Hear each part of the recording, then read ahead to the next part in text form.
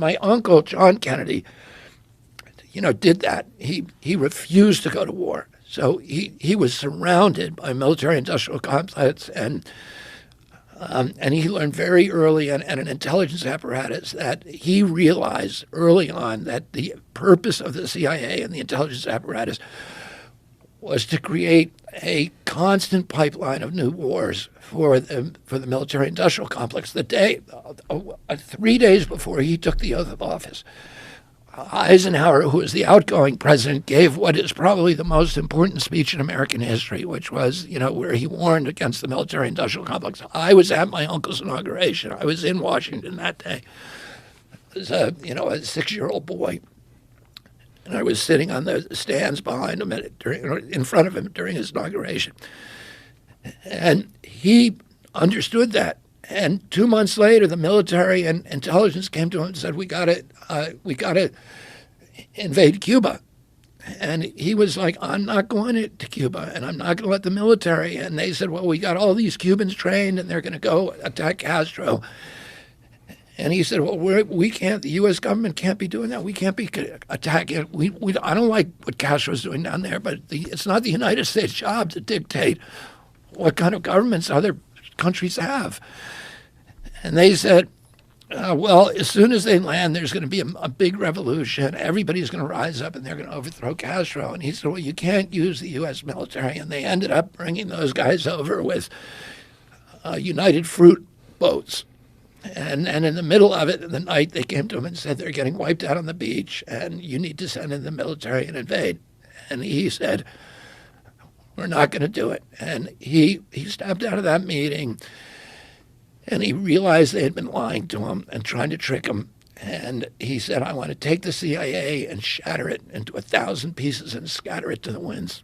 And then, for the next 1,000 days of his presidency, he was at war with his military and intelligence apparatus. They tried to get him to go into Laos. He said no. They tried to get him to go into Vietnam with combat troops. They said that we need 250,000 combat troops. He refused. Everybody around him wanted him to go into Vietnam. He sent 16,000 military advisors. That's fewer people than he sent to get James Meredith into Ole Miss in Jackson, Mississippi, to get one black man into school. He sent fewer in Vietnam. They weren't allowed to fight. Many of them did. They violated the rules of engagement. In October of 1963, he heard that some of his Green Berets had been killed over there. And he said, I want a total casualty list from Vietnam. And his aide came to him and said, 75 Americans have died. He said, that's too many. And he signed that day a national security order ordering all troops out of Vietnam, U.S. troops. The first 1,000 over the next month, and then the rest by the beginning of 1965. And then a month later, he was killed. So, but what his view was is that he believed that the view of Americans should, by the beginning of 1975, Americans have died. He said, that's too many. And he signed that day a national security order ordering all troops out of Vietnam, U.S. troops.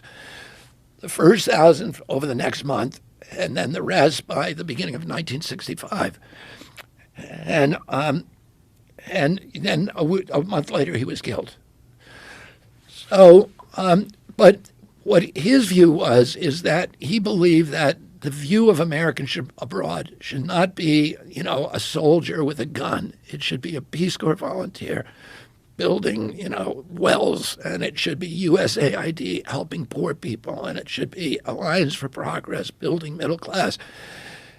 And that's what he did. And he started the Kennedy Milk Program to give nutrition to poor kids all over the world. As a result of that, in Africa today, there are more statues to John Kennedy, more boulevards named after him, more hospitals, schools, universities, avenues in all the major cities named after him than any other president.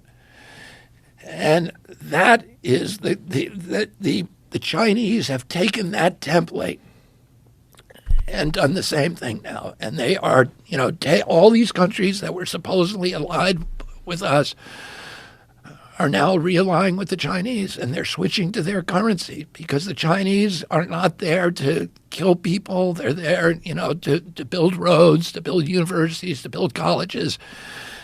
And it turns out that people like that a lot more. And, we should be projecting economic power around the globe and not military power. It will make us much stronger.